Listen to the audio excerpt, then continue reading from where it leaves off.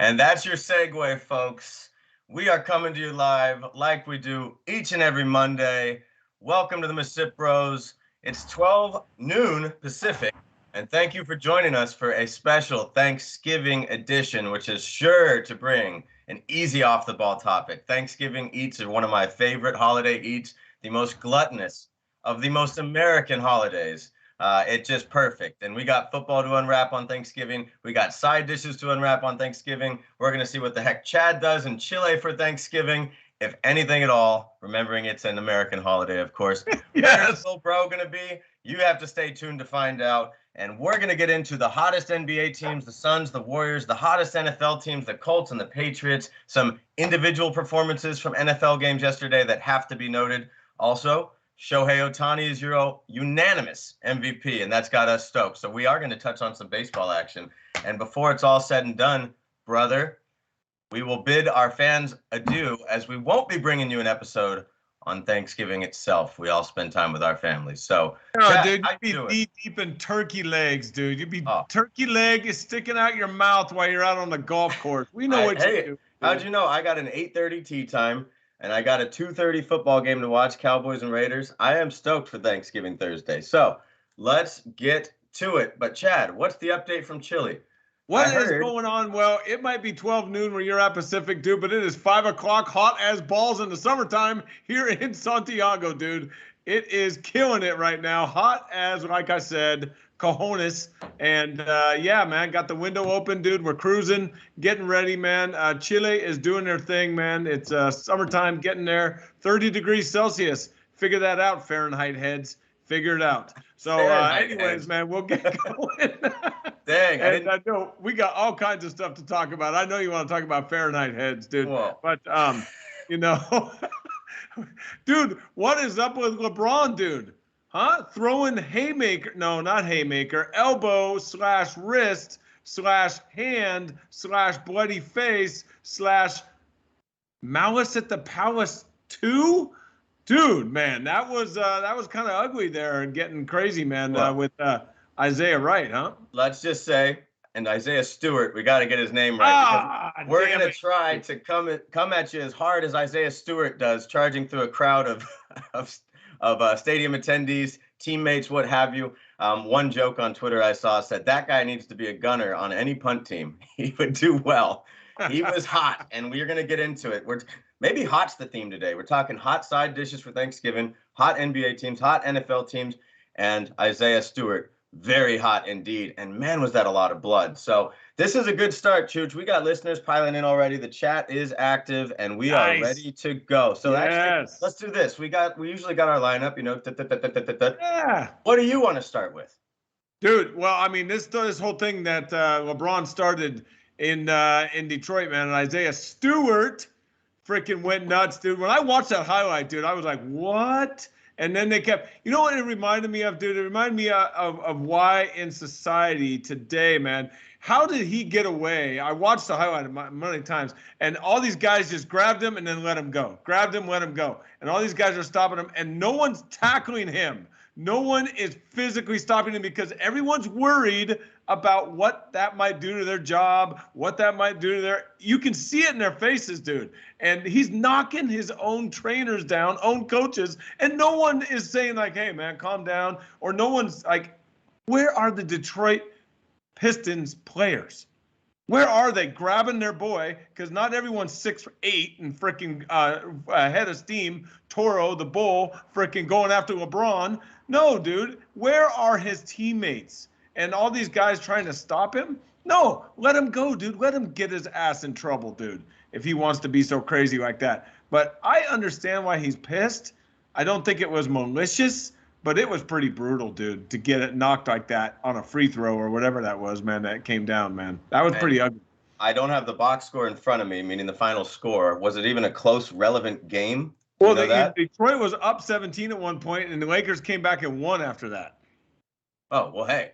Now, I will say, this is borrowing from our boy Rex Chapman on Twitter, longtime NBA player himself. He had some thoughts that I tend to agree with on this, basically. He says that kind of ripping motion is pretty common on a free throw line when you try to get that loose ball rebound, what have you. Now, LeBron did it with a little extra pizzazz But Rex Chapman says that if that play happens 100 times, somebody only gets clocked once. So he doesn't believe there it is. Malicious. But I mean, LeBron is a very physical dude, right? So all game, man, he's pushing and hitting, and some people just get tired of it. Isaiah Stewart lost his mind for a little while, and he's going to get some time to think about that. That's lost for sure. His mind and lost the game. You're right, brother. They scored the Lakers. 37 points in the fourth quarter, out 20 and winning by 5.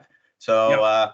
The Pistons sink to 4-12. As for the players, standing by and grabbing Stewart and restraining him, I will say Cade Cunningham tried as he might, but he was just the one Pistons player I saw jumping in and out. And where are all the veterans at? I mean, they got 12 guys on the roster, 10 guys. I mean, there's no one. I mean, they're the only people that big in the place are the other players, dude. So they need to step up, dude, and watch it. It reminded me, man. Remember that? Oh man, I don't know if you remember, but look it up. When Alonzo Mourning went out of control and Jeff Van Gundy freaking hooked up to his leg and it was like being drug around like a little kid, dude. It was hilarious watching Stewart do the same thing to his own guys. And I was just like, where are the adults, dude? That's what I think about everything in society now. Where are the adults, dude? And they just let him go. They'd grab him for a little bit. He'd pretend to calm down, and then he'd take off again and everything. I'm like, dude, what is going on here? But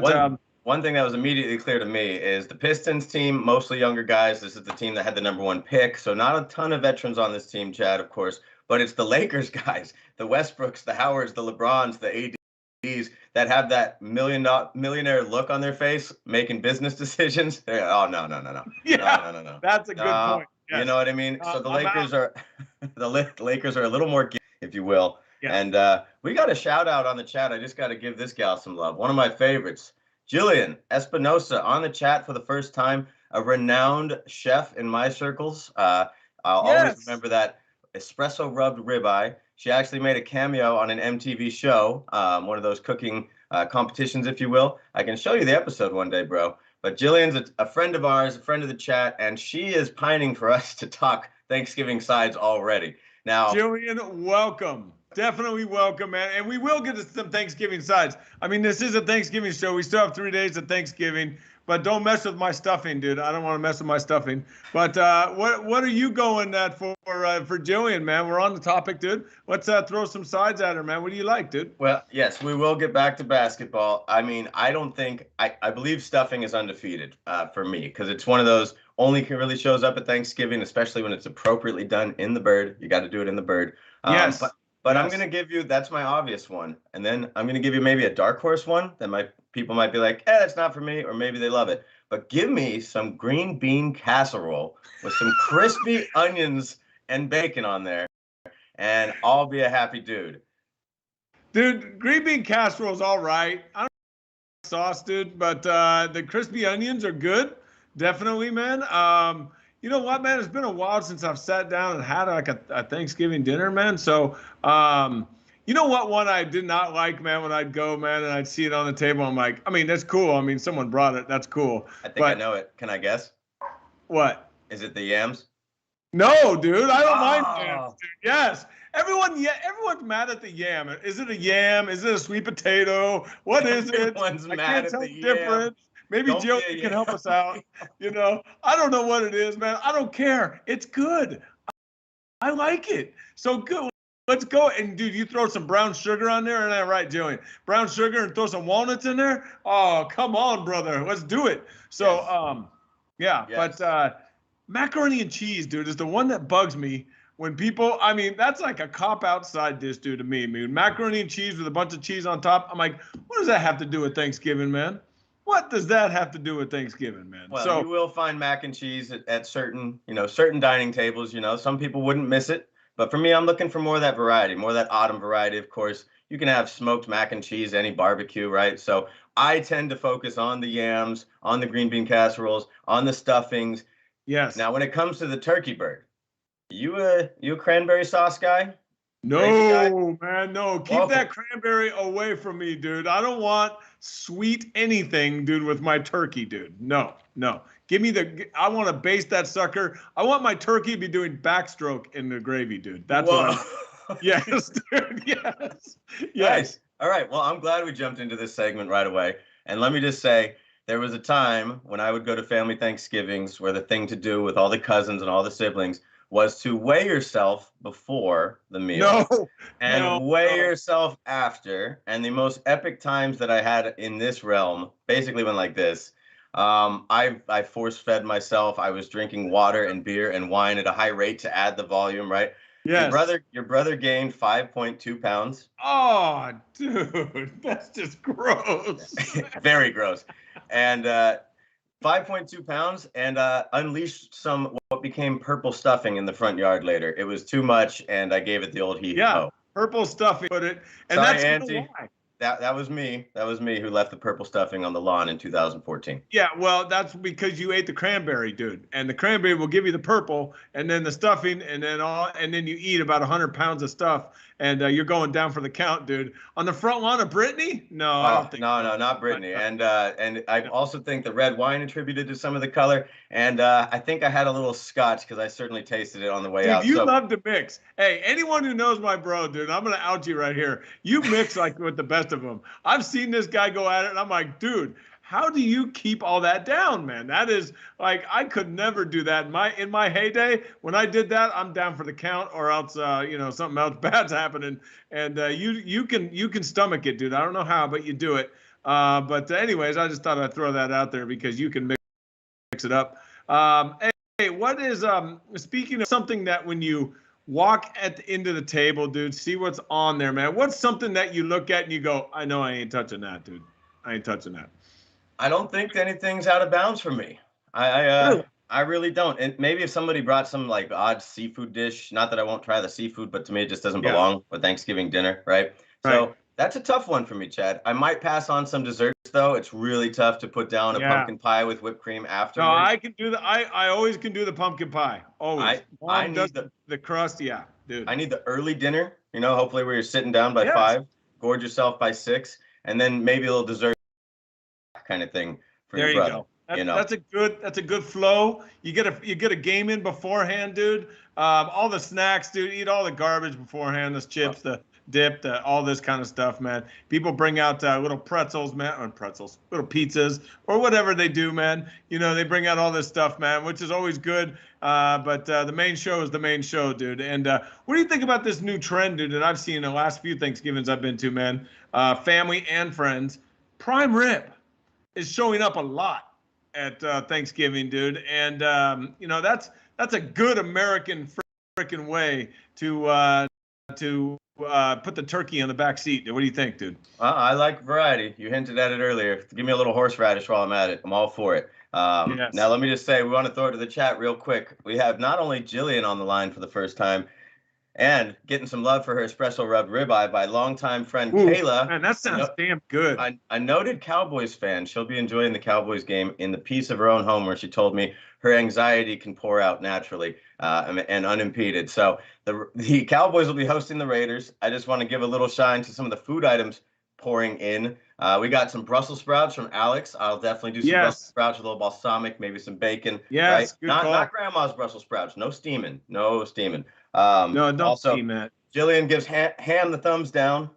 Cranberry sauces for the sandwiches, and candied pecans with the yams. So there you go. Did I say walnuts? I like the candied pecans. Walnuts are good. Candied pecans better. The pecans are basically candy, and wherever I find them, I will have them. It's a problem for me. So there you go. Yes. All right. And then as we enjoy Thanksgiving here in America, we know you won't be enjoying it in Chile in a traditional sense. And heck, outside of maybe watching a football game, you won't do anything Thanksgiving related. Maybe you'll go on a beach.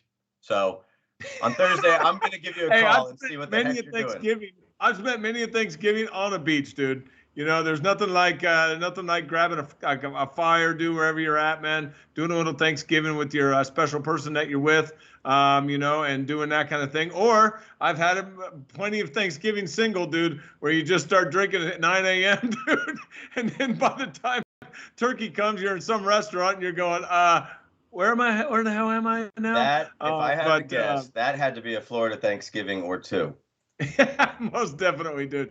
But no, I'm going to tell you right now, man, that when it comes comes to Turkey Day, dude, it's great. In Chile, dude, obviously, dude, for obvious reasons. And so I asked, Marielle was so awesome. She said, do you want my mom to cook a turkey? I get, this and that. And I go, you know what? That might be all right. But hey, let's just all get together and have a good time. And so we're going over to the Casa de Mariella's parents, Amada, Iwanito, y Paulina. Yes. And then we're going to do like we did yesterday, barbecue, pool, barbecue some more, pool some more, barbecue, finish the day off, and it will be the same thing. I'll be on the couch, hurting, eating, might not gain 5.2 pounds, but I will get there. Thank you. 5.2 is the number. Thank you for remembering that. And apologies to anyone witnessing my extra large head right now. We'll get in frame here in a second. It was already big, dude. I do. This is it taking up the whole screen, dude? It's too much. Whoa. It's too much. It really is. And we'll reel it in here, folks. I promise. Enjoy the show. That a boy, Bruce. So, here we go. Thanksgiving Day football. Yes. Raiders and Cowboys. Bears and Lions. Bills and Saints. I'm underwhelmed by all three, but I guess I'll be most intrigued by the Raiders and Cowboys. It'll be in Dallas as it traditionally is. Yeah. And if I'm not mistaken, this marks the first time the Raiders and Cowboys have played on Thanksgiving since 2009, about 12 years. It's memorable for me because I remember this moment. The game was close at the time. There was a tip drill from Tony Romo. The ball popped up in the air, and I'm not kidding you. Tyler Brayton and Tyvon Branch. God, they both are doing I got it, and they smack. Oh, dude, man. And one friend gave me a comment, commitment to excellence, more like commitment to running into each other. So that was the Oakland Raiders then. We'll see if the Las Vegas Raiders are any better. If I had to guess, I think the Cowboys take this one pretty easily. Yeah, would guess so, but those are two teams that you just never effing know what's going to happen on any given Sunday, dude, with them. They play like crap one week, and then they shine crazy the next, and then they play like crap, and then they'll win a game 16-13. You're like, what the hell kind of team are you? And they don't know. The Raiders and the Cowboys both don't know what kind of teams they are, dude. Well, and very much like the NFL, they're week-to-week teams. Oh my God, dude! What is there like? I mean, we can get on to that. I mean, you're talking about these other games. When are we going to stop this traditional shit and get the Lions off the frickin' Thanksgiving Day? Nobody wants to see the Lions, dude, ever, and especially not on Thanksgiving on a national TV audience, dude. Hey, they could win. They could win, man. I'll be pulling for them, and they have a chance against a Bears team that has a pretty miserable offense. I want them. They went 0-16. I want them 0-16 again. I know they got one tie, but I want them 0, dude. Come on. This is a hilarious time in the Lions. I mean, it's just great to root against someone, dude. I want to see a perfect season, but the wrong way. I want to see it, dude. Give me a perfect season anytime. Give me Scott Mitchell, the new Jared Goff. And, wait a minute, Jared Goff, the new Scott Mitchell. And, hey, man, give me the Lions. And how many points are they getting? No, I'm just kidding. Chicago's favored by 3 points, so it might be close. Anyway, we would normally dissect or maybe preview some of this action on Thursday, but we won't be with you, friends, fans, family, all that, as we encourage you to spend your Thanksgiving with your family and not us. So it's Thanksgiving, dude. We appreciate the attention, dude. We love it. We love that you're on right now, and we'll see you next Monday, man. But that doesn't mean go anywhere right now. Don't you dare. No, don't do that. We got some NFL action from yesterday to unwrap. Not a lot of games stood out to me outside of the Colts absolutely pummeling the Bills in Buffalo.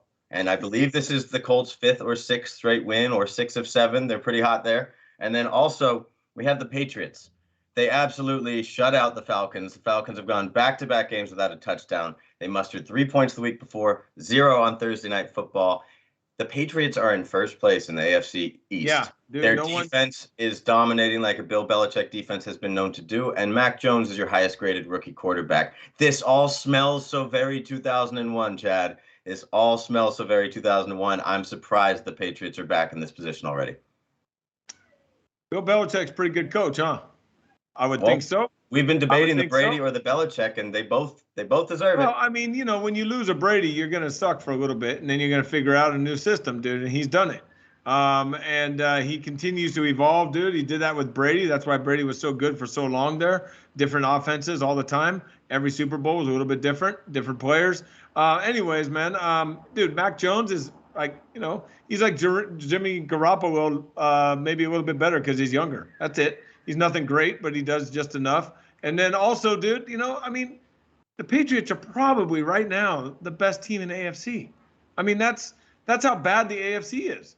The Bills, come on, dude, you can't lose to frickin' Jacksonville. And who did they lose to last week? Or the Colts? They lost to the Colts yesterday. Yeah, you're not in the running for best team in the AFC. And the Chiefs, no, not there. And then who else you got, dude? The Colts, you said, won 5 or 6 in a row. Can't trust them. So yeah, dude, the Patriots are probably the best team right now, but that's not saying much about the AFC. I think the NFC is a dominant conference right now, man. Absolutely, and we will get into that. Just wanted to say, unique in the AFC, there's a lot of middle-of-the-road teams, like you just called out. The AFC North, every team has a winning record. The AFC West, every team is 500 or above. That's just a little interesting to me halfway through the season. And then you got some absolute tank jobs in the form of the Texans, who won yesterday, the Jaguars, and the New York Jets. How did that team allow the Texans to beat them? In Tennessee, and they were riding their own 6-game win streak. So yeah, there you how go. Quickly things change in the NFL. We always highlight it, and it is tough to make sense of it week to week. We do our best, like we all do as fans, right? But we're gonna shift off the team focus here real quick because there's some serious individual performances yesterday. Starting with Jonathan Taylor, Colts running back. How about 3 first-half touchdowns and 5 touchdowns overall? The guy with the big biceps appears to be one of the NFL's best, and he's on a streak right now of 13 touchdowns scored in the last 8 games. Reminds me a little bit of those LaDainian Tomlinson days. Wow, man, that's I know how you love to compare guys. LaDainian Tomlinson was really good for a very long time, probably the best for a very long time. So yes, this kid's got a good start, most definitely, dude. Who knows about running backs these days? They're dime a dozen. He's damn good, and the Colts are riding him right now. So you know what? Go for it. That's a hell of a. I want to give him more credit, but I just can't because the way that the play calling is now and everything. You get guys going what? How many carries did he get? 20, something like that, man. It's very varied, very varied, very nice. But anyways, it's all out there, man, and Taylor, nice game, dude. Really nice game. Really nice season so far. Really nice game against your brother, of course. Football, he dropped a 51 burger on me. Thank you, Shay. Yes. I don't know if Shay's on the line today, but thank you, Shay, for that. Along with another fantasy standout at running back, Austin Eckler. This is kind of a weird stat. He scored 4 touchdowns. Incredibly dynamic running back from the Los Angeles Chargers. He caught 2, and he ran for 2. I guess it'd been a while since a running back had done this because the last guy to do it was named Maurice Jones-Drew. I didn't think we'd have to go that far back for 2 and 2. MJD, De La Salle alum, dude. MJD, and that brings me to our next topic. Thank you for the perfect transition there, Chad. Give me some Bay Area running backs, East Bay or otherwise, or Bay Area players that are in the NFL right now. Who comes to mind for you? Najee Harris. Ding, ding, ding. Yeah. Anyone else rise to the top in your mind? That's about it, dude. I'm cooked. What do you got?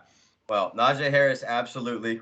In the past, he's not active, but obviously Marshawn Lynch gets a lot of love from being around here. I mean, you said playing right now. That's why I didn't say Marshawn. Sure. Yeah.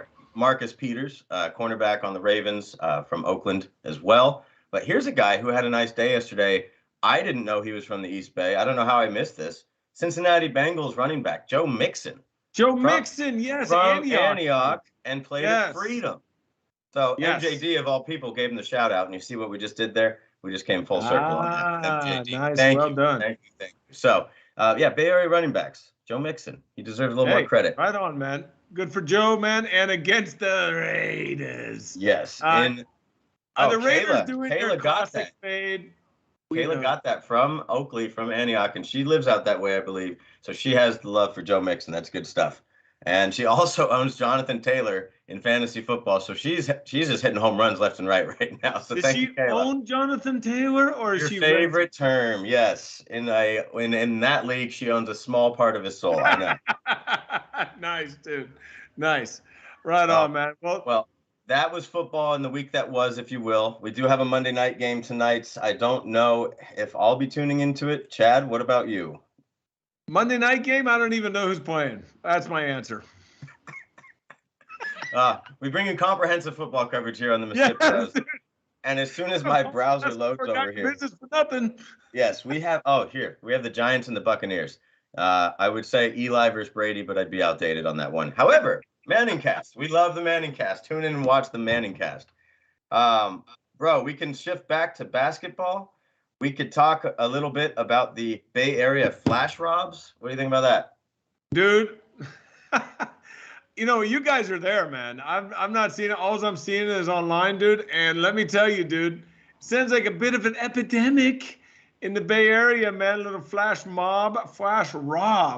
And it's part of the growing inequality that we're all feeling, dude. These people perched at the top keep sticking it to everybody, and the gap keeps on widening and widening.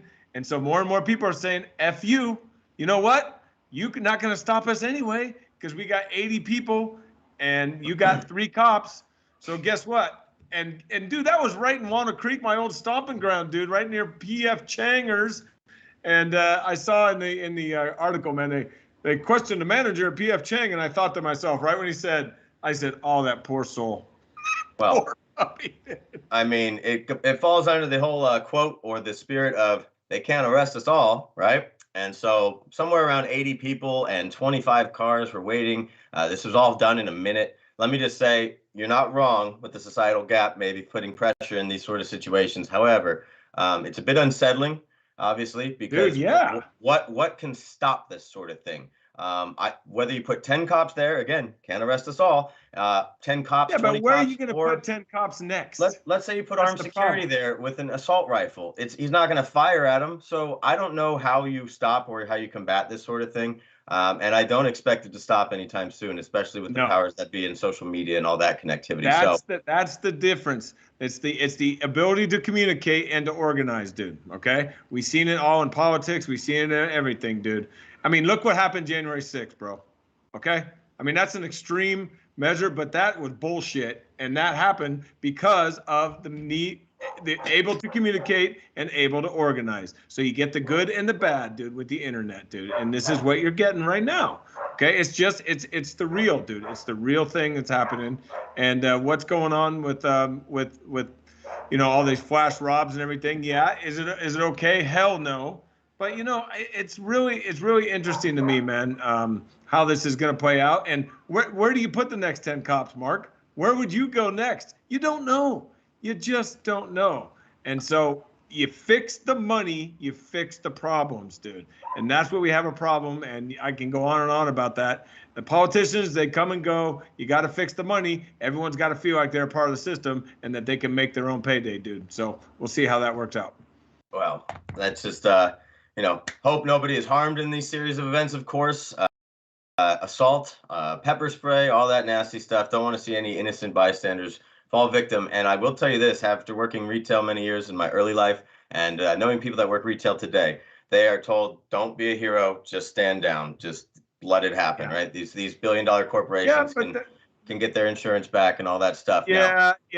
That's a hard one to do, though, man. It's really hard when your first inclination is to help. And that's also helping out these folks. But hey, you know what? I thought about this, dude. You said, what can you do, dude? Well, I'll tell you what, man.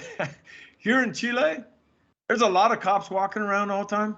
And here in a lot of countries I walk around in, different countries, South America, Central America, Caribbean, dude, there's military walking around with assault weapons. Okay? Big boys. Yeah. So guess what, man? A little bit more orders sometimes, but I don't think that's the altogether answer. But it just came to mind, so who knows? Well, the first time your brother got on a cruise ship to Mexico, 2008, I remember getting off at one of the ports, and it's pretty standard, like you just said over there, pretty standard operating procedure. But I'm getting off the ship, and I see these big-ass guns, and I'm not former military like yourself, so my experience around these things is not as, substantial as yours. That's fine. You don't need to explain yourself. I remember getting off the ship and thinking, do I want to get off this ship? But everything was fine. Everything was fine. The peace was kept. Your brother speaks enough Spanish to get by. So it was all good there. Now, your brother's going to be heading to Arizona. Whoa. Wednesday morning, Thanksgiving. The trip will continue beyond Thanksgiving and golf and all that good stuff. Come Tuesday of next week. I am super excited about this, dude. 11:30, November 30th. Warriors at the Suns.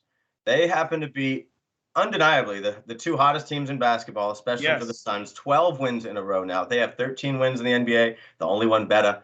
The Warriors with 15. And over the weekend, Chad, I know you saw it. I know that you're just as blown away as I am. The Warriors won a game in Detroit, with no Curry, no Iguodala, no Draymond, still got the win. They're scoring 114 points a game. Their point differential is over 13 points a game. This is very reminiscent of those dynasty days. And how about this? Last night, they won a game that Curry scored 12 points. He only made 1 3-pointer. And Jordan Poole and Andrew Wiggins combined for 14 3-pointers. Dude. Hello, NBA. I'd be scared. Unreal, dude. Unreal. Like Draymond said, man, don't let us go get another championship, man. Don't let us do it because they're on their way. They are feeling it. Wiggins is playing some inspired ball, dude. Some inspired ball. And that can only mean worse for the league when you got to deal with Curry and Poole. And then Clay comes back. And then you got freaking Draymond already. And you got a host of other scorers, dude, that can fill it up. And so this is going to be a big problem for the league, dude. And I mean, dude, when you got two guys going for 30 and Curry goes for 12 and they still win by like 10 or 11, like what? That's some depth. That is some depth. And the Warriors are freaking rolling right now. Yes, they've been missing players, whether it's Iguodala, Gary Payton, Steph Curry himself. Every night they haven't been at their full strength, and they're still winning. And if you cannot defeat the Warriors, a decent Raptors team last night too, if you lose by 15 points to the Warriors when Steph Curry only scores 12, Lord help you, if you will. So yeah, they were throwing everything at Curry. Like they were boxing one of them, dude, sending two guys at him every time he had the ball. They did that in the 2019 finals. Yeah, and it worked. Well, it worked. You know why? Because he had Kawhi Leonard. Yes, okay. Kawhi Leonard was a difference maker. It worked. Yes. Because I can't even name a Raptor. I can't. Pascal Siakam. Fred VanVleet. He's still on the team? Yeah, Fred VanVleet. Yeah. Well, they probably gave him way too big of a contract after the win, and now they're stuck with him for the next 8 years. Standard operating procedure. Well, so, anyways. Good call. And I will be at the game with a couple friends, including Alex. I'm pumped for you, man. Damn, man. You're going to Valley of the Sun, going to see Curry against who? What's the guy's name? Let me think. Don't tell me. Devin Booker. There it is. A killer, a cold-blooded killer in today's NBA. He's riding a high right now, and they are defending Western Conference champions until someone proves otherwise. So Warriors at the Suns, November 30th, and we talked about it on the last episode. December 11th, Warriors at Sixers. I'll also be at the game, and I feel very blessed, very lucky that I get to say, after attending this year, neither will be at home. I'm excited to hit the road and see the Warriors, where they always bring a crowd. And of course, your brother will be in his number 22 Golden State Warriors jersey. Not Andrew Wiggins. It says Misippo on the back. So wait a minute. You got a Warriors jersey with your own name on the back? Yeah, it was a gift. Hold on. Dude, hey, I'm gonna tell the people right now, dude. The only time I've ever worn a jersey with my name on the back was when I was playing. All right. That's the difference in our generation. Right. Hold on. That's cool. If I'm hearing things right, I just want to make a point. Big Bro, not a fan of the custom jersey, I guess. No. Not Big Bro, not a fan of putting my own name on the jersey. No. That's the way I am, dude. Good for you, dude. That's cool. You got the Misip. You should put MisippBRO on the back, not MisippO. You should put MisippBRO. Let me go back in time 5 Christmases ago, and I'll have whoever gave me the gift alter it just so we can do that. And yeah, that would be good advertising. Maybe a little @ symbol at MisippBROs, like a Twitter handle, have an Instagram handle. And yes, the custom jersey. Very safe for A's fans, because as A's fans, we know, don't get a player's name on the back, just get a blank one or your own name, and you'll be best served that way. You know what? A's fan, it's okay to put your name on the back because you have a really good chance of getting in the game that day. The Suns have had a good break, Alex. Thank you for pointing that out. They did get to play the Mavericks back-to-back games, no Luka Doncic. So a little schedule break for them, if you will. But make no mistake, this team's won 12 in a row, and the Warriors and Suns are about to collide. I can't wait. It's going to be a great game in the Valley at whatever the hell they call the arena down there. I thought I had it. Whoever bought the rights, maybe some crypto company probably bought the rights, dude. Yeah. Hey, speaking of that, dude, do you see the latest NFL player to go? I got it. I got it. It's right here. Odell Beckham. Odell Beckham. You know, I was crashing on freaking Odell last Thursday, I think it was, dude. I was cranking on him saying he's not that good. And then I see him on Cash App saying, hey, man, I'm taking my salary in Bitcoin. I'm all, hey, man, Odell ain't all that great anymore, but he's a good guy and he's smart. So that's a big level up in my book for Odell Beckham Jr. right there. All right. Well, you certainly dissed on him last episode, and all it took was for him to join the roll call of athletes taking their salary in Bitcoin, and Chad has completely turned face on that one. So great, nice. No, I said he's better. I still said, if you listen to it, roll the tape, listen to it, I still said he's not as good as he thinks he is. All right. I got something coming your way, Chad, that you didn't expect to cover because this just came out minutes before we went live today. Breaking news. Dun, dun, dun, dun.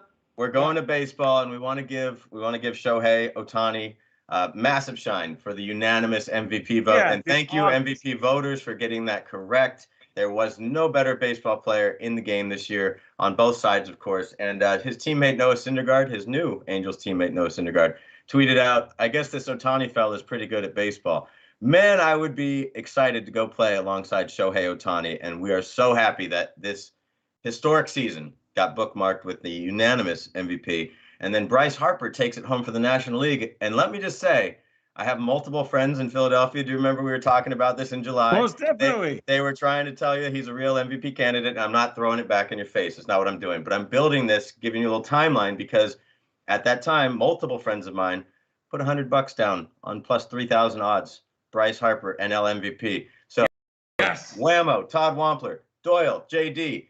You guys cashed out, and hopefully you treat me to a beer or something over there, because that was quite the investment. And congrats to Bryce Harper. Dude, 100 wins, $3,000, dude. That's nothing to smart at, dude. That's nice. Did you hear what Bryce Harper's his wife said about this season, why she was so proud of him? Did you see? There's something cool about it. Did you see any of this? So basically, she was extra proud of Bryce because halfway through the season, he was having an up and down year. Do you remember he got hit in the face? Dude, he took a 97-mile-an-hour fastball to the face. On your birthday. Dude, he should have won MVP for coming back just for that. Oh, my God. To be able to get back in the box, we've seen Giancarlo Stanton do it. It took months, if not years, for him to get back right. It's a lot of courage to get back there and face it all over again. Now, Bryce Harper was a little bit of a dip thereafter, and he was starting to get in his head, and he told his wife, I don't want to know my stats. I don't want anything. I'm going to unplug from social media. And he played the best statistical season of his career from then on. What do you know, dude? What do you know? A disconnection, and you got better. Man, good for him, dude. And, I did see his the announcement a little bit and on MLB Network, and then I saw him, he's getting a little teary-eyed and stuff, man. And I'm like, Dan, this guy's growing up, dude. So, it's been a little while. Remember, he was child prodigy, man, on the cover of freaking Sports Illustrated, age 17 or 16. I think it was 16.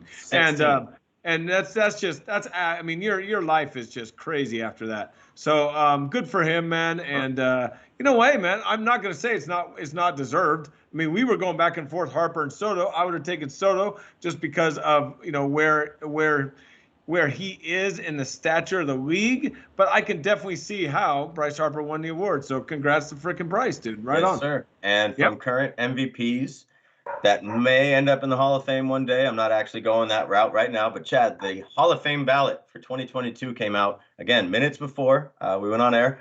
And first names I'm going to throw at you are a couple names that are on the ballot for the last time. They're at the end of their 10-year run. You let me know if any of them would make it if Chad was voting. I love this game, man. Come on. Sammy Sosa, Kurt Schilling, Roger Clemens, and Barry Lamar Bonds.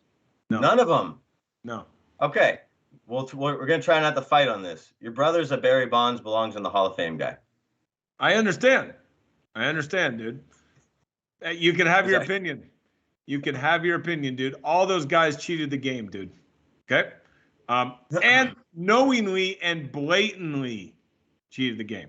All right. So you're gonna put out Tuve, Bregman, all these guys in the garbage can. All right. I got it. So no on the pre-existing last on the Hall of Fame 10-year guys. Chad says no to all of them. Thank you for your contributions and your defecations of the game, if you will. That's a crazy word I just used. Anyhow, we have some new names on the ballot, right? So let's focus on these new guys. Anybody first ballot Hall of Famer in your book? Here we go. Ryan Howard, Prince Fielder, Carl Crawford, AJ Pierzynski, Jake Peavy, David Ortiz. You're getting worse. Joe Nathan, Justin Morneau, Tim Lincecum. It's been 10 years? Or 5 years, 5 years. Alex Rodriguez, Jimmy Rollins, and Mark Teixeira. Why do I feel like you're not putting a single one of those guys in this first ballot? I'm tough on the Hall of Fame. I ain't going to lie to you because it's the Hall of Fame. It's not the Hall of Really Good. Okay, dude. So the Alan Trammels, I love me some Alan Trammell back in the day. I don't know if anyone knows he just got in last. Harold Baines, I love me some Harold Baines back in the day. But these veterans committees, they call up their boys. They got a 17-man committee and they vote their buddies in. It's not right. Okay. So, anyways, I'm a little tough. But you start going down that list, dude, and I start thinking, okay, you asked me before about Schilling, Bonds, Sosa, all these guys, and then you asked me, you just threw out A-Rod and David Ortiz. Fantastic contributions to the game. And I think we're coming to the level. I would not put them in, but I believe that we're coming to the point now in society in the way that we are it's going to be like a gold rush of steroid era guys just saying, okay, it's been long enough. Let's just, you know what? If one gets in, they all get in because they have the stats. There's no doubt about it. They got the stats. And so when that happens, if Ortiz slides in, okay, if Ortiz slides in this vote, then you can see a rush starting to happen when Bonds, Schilling, all these guys, Clemens, and because they were Hall of Fame performers, but not they cheated the game. And I know people will say, hey, listen, man, there's a lot of people in there who cheated the game. Not so fucking blatantly they did, man. And to go up in court and say, I have never, ever taken steroids. And come on, we know you did. You look like the freaking Goodyear blimp, dude. Your neck, you have no shoulders. You have no neck. It's all shoulders to ears. Your head is a size 10 hat. We know you were doing it. Just say, yeah, it wasn't illegal at the time, and I would give you more benefit of the doubt. So I can see a gold rush of steroid era guys getting in. Yes. Well, good stuff. And we got some fans of yours from the chat line, big bro. Thank you, Alex. I knew you'd point out Carl Crawford. Jillian says, oh my God, I'm dying. The Hall of Really Good, LOL. And Kayla says, big bro, spitting facts. So I knew you'd have a pretty good Hall of Fame. I'm not even going to call that a rant because I know you could go further. I know you could. But I will say, I agree with you that they cheated the game. I get to this kind of median on this for me. David Ortiz is a Hall of Famer to me, but it's the whole DH thing. He didn't play the field. Barry Bonds is a Hall of Famer to me, but everything you just said considered, of course. When I get a resume that looks fitting, like an Ortiz, like a Bonds, and on top of that, I get to the point where it feels like you can't tell the history of the game without them. Like if you remove their impact from the game, how substantial would it be? Okay. And in David Ortiz's case, assuming he's clean, and he has been to this point. He did get busted one time, remember? He did. I believe he's in the Hall, though. And did Edgar get in this year? Or was Edgar just... I think he was the first DH. Yeah. So he would have broken that seal, if you will. Mm-hmm. And if that seal's been broken, David Ortiz absolutely gets it in my book. I think what I'm hearing from you is what I believe is happening this is what I'm talking about in society. Okay. This is what it's been long enough. Their contributions to the game outweigh what they did to the game. Okay. So maybe that is an argument that I can listen to, but if for me, I'm not letting those bastards in. They can go to the Hall of Juiced and hang out with A-Rod there. Okay. And that's another guy you haven't talked about. A-Rod, dude, his stats are out of control. Was he one of the best players in the game? Yes. Did he cheat multiple times and get caught? Yes. So, you got to, what are you going to be? What is the Baseball Hall of Fame going to symbolize? What are they going to be about? And I think Baseball Hall of Fame is kind of like hospitals and Social Security and all this kind of stuff. They need people. They need patients to keep them relevant. Okay? So guess what? The Hall of Fame needs more inductees to keep them in the news. So yes, I believe that there will still be, I think there will be a mad rush on the steroid era in the next year or two. All right, all right. Well, let me throw this at you. I just kind of thought about this for the first time. I'm seeing his name on the Hall of Fame ballot for the first time. I will say Tim Lincecum did not have the longest career, but he burned brightly when he did. And let's just check in on this real quick. Cy Young winner, check. World Series winner, multiple times. Owner of a no-hitter, absolutely. Can you tell twice? Can you thank you, San Diego Padres? Twice. Now, can you tell the history of baseball without him? A little. Well, dude, you can say that about a lot of guys, dude. Okay, I mean, can you tell the history of the game without so and so? Can you tell the history of the game without this guy? Okay, and they're not Hall of Famers, dude. Okay, now the Hall of Fame's been watered down a lot. That happens with, I mean, it started off, dude. Ty Cobb, Cy Young, Walter Big Train Johnson, all these Babe Ruth, dude. I mean, come on, Lou Gehrig's, so those were the titans of the game, man. It's not the titans of the game anymore, man. Anyone know who Alan Trammell is? Harold Baines? Anyone your age know who Harold Baines is? He got in, and he's one of your Hall of Really Goods. I know that. Dude, he's a Hall of Really Good. I think he's the guy who invented the Hall of Really Good on your side. Yes, exactly, dude. I got in an argument with a guy, with a friend of Ed's, believe it or not, and he said, Alan, because he's a Detroit guy. I said, dude, he played 20 years. I said, great. What did he lead the league in ever? Crickets. Yeah. Nope. Nothing. Exactly. Nope. And they're saying the same thing about his double play partner, Sweet Lou Whitaker. Never led the league in anything. Was really good. But that's why there's a Hall of Really Good, or at least I need to start one, because those where those guys belong. Now. Well, just don't shorten Hall of Really Good to the acronym HORG. It sounds bad. I already thought it. It's not good. Yeah, that's I wouldn't do that, but that's maybe in your twisted mind, dude. And you are my brother, so damn it, we have the same genetics, and and I understand where you're coming from. So yeah, dude. But that's they're gonna put some more guys in. What's really interesting about the Hall of Fame vote that's really getting me going about this year is that they're now allowing a lot of former Negro League players on. And way past their due, Mr. Bob Kendrick, president of Negro Leagues Museum, man, my man. Dude, way past due. Minnie Minosos, Josh Gibsons, these guys, dude, are way past their due to get recognized for their contributions to the game, like you're talking about. And so that's going to be fantastic to see. I think what they'll do is they'll vote in a lot of these folks that should have been in the Negro League Hall of Famers. And then the next year or two, bro, what you're talking about, the Clemenses, the Rodriguezes, the David Ortiz might get in this time. Then we're going to see that gold rush after that. Well, we're going to wrap up our Hall of Fame discussion here. Again, the ballot just came out today. And I didn't mention these names because they're in between first year and last year. So they're still floating, hoping to get in. Just stop me if I land on a Hall of Famer. Bobby Abreu, Mark Burley, Todd Helton, Tim Hudson, Torrey Hunter, Andrew Jones, Jeff Kent, Jonathan Papelbon, Andy Pettit, Manny Ramirez, Scott Rowland, Gary Sheffield, Omar Vizquel, and Billy Wagner. Oh, man, there's some really good A-, B+ players in there. Really are. I don't feel Who's got a shot? Who's got an actual shot out of that group? Torrey Hunter. How about, I'll throw this back at you, what about Billy Wagner? What did he not do right? Yes, but a Hall of Fame is a lot of perception as well, unfortunately. It's humans voting, not computers.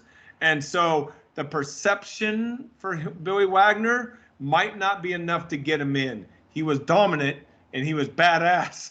No kidding. I mean, from a guy throwing 5'8", knocking it back at 5'8", dude, throwing some serious sling up there, dude. It was pretty sweet, dude, to watch him. Nice. I think he has a chance. Yeah. Alex agrees with you. Torrey Hunter has a case. Yes. Bruce has got some love for a guy I got love for. He has not just an amazing career, an amazing glove, an international player, but he also had some moments starting at age 19. Andrew Jones. Yes, no doubt. Right? Yeah, but Andrew Jones had a great career, especially in the beginning and in the middle, and then he kind of just fell off. And so that's going to hurt him. That's gonna hurt him, dude. All right, So, all right, that's good yeah, stuff. but he was fantastic, dude. No doubt, Hall of Fame talent. See, there's another one. Hall of Fame talent. Maybe not the resume I'm looking for when it comes to Hall of Fame. All right. But Well, remember, I'm tough, dude. I'm tough. Let me share a tough story with you. One of my favorite stories from baseball. Billy Wagner. Are you familiar that he grew up right-handed? Yes, dude. Yes. So those of our listeners that aren't familiar, Billy Wagner, the flame-throwing 98-mile-an-hour lefty, all 5'9" of him from the Houston Astros, and later the Philadelphia Phillies. I will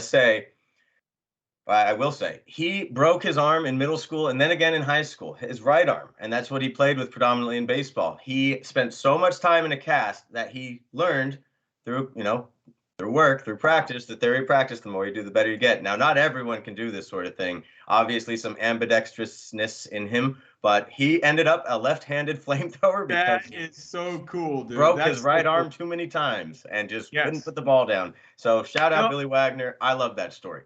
Yeah, that's a great story. Good call, dude. And not only that, you can, now that you watch it, like I'm picturing his wind up and delivery, and you can see kind of like hitches a little bit, and then throws, and that's probably because it's not totally natural for him, but it's unreal, dude. I mean, that's a great story, man. That's a great story. That's good. And we're I would say up against it at this usual time. Yeah, and we try to wrap it up, but hold on, we're not seeing our listeners. We're not talking to them on Thursday, so it's okay. We took a little bit longer today. I'm okay with it. We've had 6, 7, 8, 9 people on the chat throughout the day. It's been great. Thank you again, friends. If you're new to the program, Jillian, maybe Kayla for the second time, I'm sure you've already hit that like button, hit that subscribe. We appreciate you. One of you might be our 80th subscriber by the time this is over. So a personal shout out, bro. A good friend of mine, Matty K, Matt Coleman, Big Bird. He got engaged yesterday, so I want to say congrats, Matty K. Big bro, you know about getting engaged in the year 2021. Big Bird, dude, what a great time to get freaking engaged on Thanksgiving week, dude. Have yourself a bird this Thanksgiving, Big Bird. That a boy. There you go. And Big Bird, about 132 pounds soaking wet. I don't know if he can put away the turkey at the rate we can, but hey, I'd never doubt him, especially with a name like Big friggin' Bird. Right on. So, congrats, man. Right on. And anything else you wanted to wrap into today's episode? No, man, dude, I just wanted to say, hey, man, have a great Thanksgiving, dude, yourself included. I'll miss my family and friends, dude, up there, but I got plenty to do down here, man. It's going to be great. It's summertime. I'll be grabbing a tan. Just like the turkey gets a tan in the oven, Big Bro's going to get a tan by the pool, dude. So we'll be doing that, man, and enjoying that time, man. And, hey, thanks for showing up today, man. And you have yourself a great Thanksgiving. Everyone listening, have themselves a happy and safe Turkey Day, dude. And you know what? Don't worry about what to call it, dude. The names. Should I be doing this? Should I be doing that? It's about time in life we all just enjoy family and friends, the ones that make us happy, and just don't worry about what the reason is to get together. Whatever you believe in, enjoy it. Let's have a good time, baby. Well, and gobble. One last thing. Good one, dude. From the chat, thank you. I've been working on it. Mating calls, you got to see who can respond, whatever, what have you. Is it a gaggle of turkeys when there's a bunch of turkeys? It's a gaggle. And why is it always one stud male walking around with 19 females, from what I know, from the little I know about turkeys? Man, dude, I'd have loved to live back in those days, boy. I'll tell you that much. One last thing from the chat. Bruce says that A-Rod should be in the Hall of Fame just for hooking up with J-Lo. And he says, hell, put Ben Affleck and Diddy in there too. Jillian says, Mark Anthony and J-Lo have a billion husbands and fiancés. And Kayla says, Mark Anthony belongs for having her babies. So, first ballot, no questions if you put everyone in the Hall of Fame that's been with J-Lo, that'd be a crowded Hall of Fame, bro. All right, dude? End of story. Hey, it's true. It's true. I always tell the listeners, drink your water. J-Lo's someone who believes in the power of drinking water. It'll make your skin look silky smooth. All right. We thank you, friends. We hope you have a safe, healthy, happy Thanksgiving. And we look forward to tuning in with you again Monday. Big bro, say something cool in Spanish for the people, would you? No, man. Oh, man. Hey, Feliz Thanksgiving. I don't even know how to say that in Spanish, dude. That translates to Happy Thanksgiving. Okay, yes. Happy Thanksgiving to everyone. De Chile. And, hey, in the Bay Area, if you're part of that flash rob, we don't want to know about it. We'll talk to you later. Adios. Have a good Turkey Day.